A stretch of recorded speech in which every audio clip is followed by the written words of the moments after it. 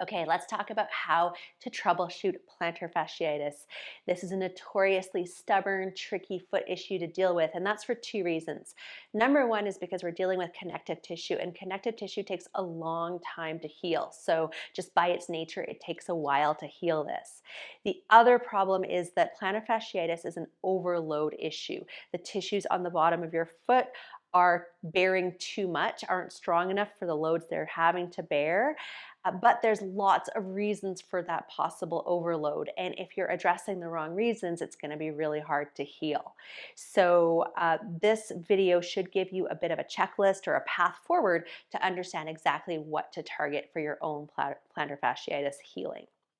So what's happening in your feet when you get plantar fasciitis is basically the muscles that are supposed to do the work of the feet are not strong enough. And so your connective tissue or your fascia is taking up the load. However, it's not really supposed to be taking up all that extra load. So in turn, it gets strained and overused, and then that ends up being the stubborn plantar fasciitis heel pain symptoms that we know. So in order to address plantar fasciitis, for the most part, you're going to want to be thinking about foot strengthening. However, that's not the whole story. So let's get into this kind of checklist of reasons why these muscles can get overloaded.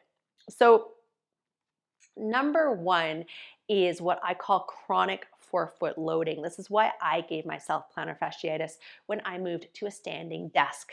So when we stand, ideally, our weight is vertically aligned, hips over heels. So pelvis, heels, shoulders all in a vertical line. Many of us stand pelvis forward. This was how I stood. This overloads the forefoot significantly all the time. And actually, if I look at my feet now, my toes are even gripping. That's a clear sign of overload on the forefoot. So learning how to stand hips over heels is absolutely key for anyone who is a hips forward stander with plantar fasciitis. Also, wearing shoes with heels will do the exact same thing. So you really want to be in a heelless shoe if you have plantar fasciitis. However, there's a caveat to that. You don't want to change out of that too quickly because sometimes that also can be a strain. So there's always a little bit of a transition you need to think about with this stuff. So chronic forefoot loading is number one to think about. Number two is if you have tight calves or limited ankle mobility in dorsiflexion, a limited ability to pull your foot towards your calf. What happens when this is going on is that as you walk, you can't get your leg far enough behind you. And as a result, the loads of walking get transferred kind of from the ankle into the plantar fascia. Once again, you're getting strain in the plantar fascia. Similar thing happens if you have tight hamstrings. So if your hamstring forward bend is kind of like this and you can't get very far down, that could be what's going on in your plantar fascia. Also affects gait, also transfers into those plantar fascia tissues. There's this kind of constant pull on the plantar fascia. This is a bit of a weird one, but when we wear conventional footwear, there's often a heel, but there's also often a lift in the toe. It's called toe spring. And so you kind of get a foot that's being held in the same position as a banana. There's a lift at the back and a lift at the front. That in the long term shortens the tissues on the top of the foot and lengthens the tissues on the bottom of the foot. And guess what? That's your plantar fascia. That's an overload potentially for your plantar fascia. So if you have a bit of a scoop out in the front of your foot like I do, that can be a clue that the top of the foot tension is your thing to circle. Another obvious one is poor arch control. So if you are somebody who really pronates your feet when you stand and when you walk, if this is what your standing looks like, that's putting a lot of that lengthening constant tension on the plantar fascia. Definitely a plantar fasciitis contributor. So having a more neutral centered tripod stance is going to take some of that load off. Also happens as a result of how we walk sometimes. So if, for example, your big toe is limited, you might do this kind of smushing over pronation in order to compensate for the lack of big toe extension. And that overpronation is what is overstraining the plantar fascia. I've got notes here so I don't forget anything. Okay, so that gets us right into poor big toe extension. So you really should have about 45 to 60 degrees of big toe extension mobility. If you don't, you're running right back into that not big enough walking stride that will overload the tissues on the bottom of the foot. So you need good big toe mobility to shift some of the loads off your plantar fascia. So big toe mobility is a big one.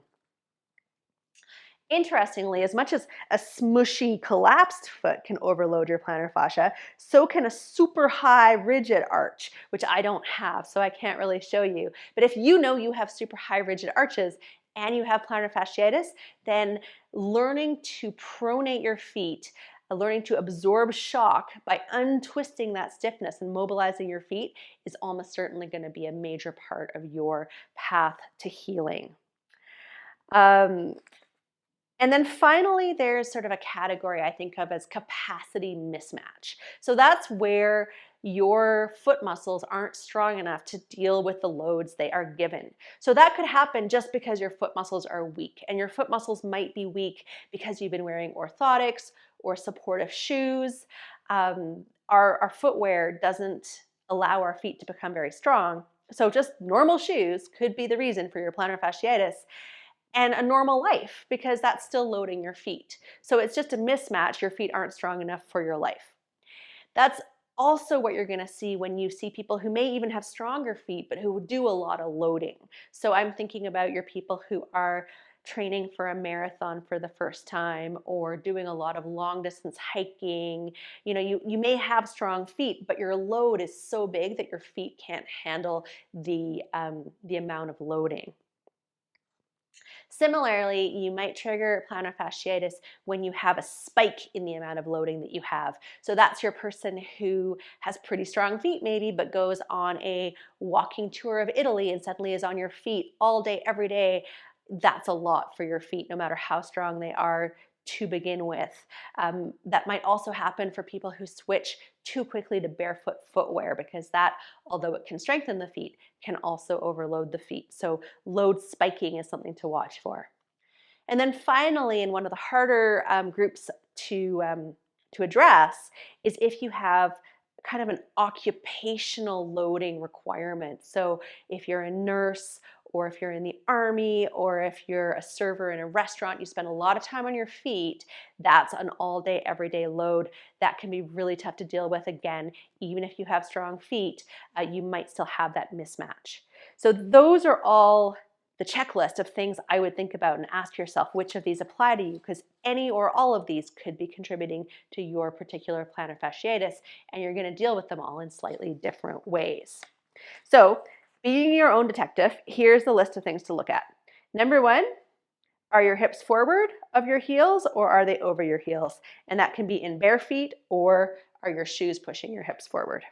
Number two is tight hamstrings. Can you only go down this far before your back starts bending? If so, then consider some hamstring lengthening work.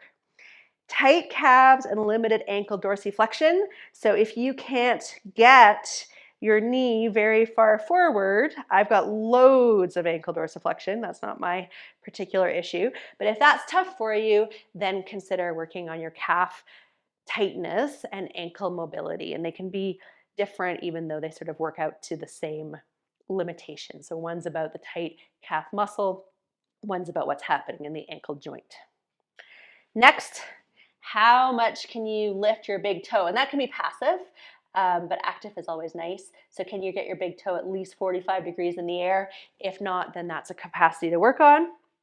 Are you an overpronator? Do you stand kind of like this? Do you walk kind of like this? That can often show up with bunions as well. So if you have bunions and you think you've got flat feet and you've got plantar fasciitis, that's a cluster of symptoms usually relating to this kind of coming too far onto your arch tendency. Equally, do you have high, stiff, rigid arches? What's your footwear history? If you've been in super supportive shoes, orthotics, wearing shoes indoors, or shoes with very cramped toe boxes and rigid soles, any of those are likely to weaken your feet.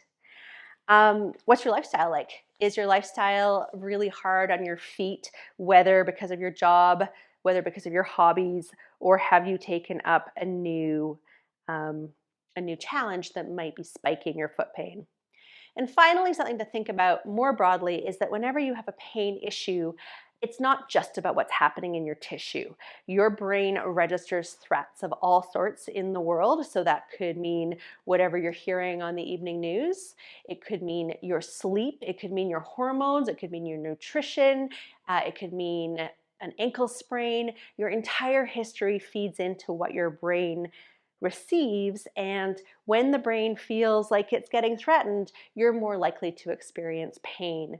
So if you're finding that nothing is addressing your foot pain, even though you're doing all the right mechanical things, definitely think a bit bigger into the threat bucket about what you might think about. So that is your plantar fasciitis checklist.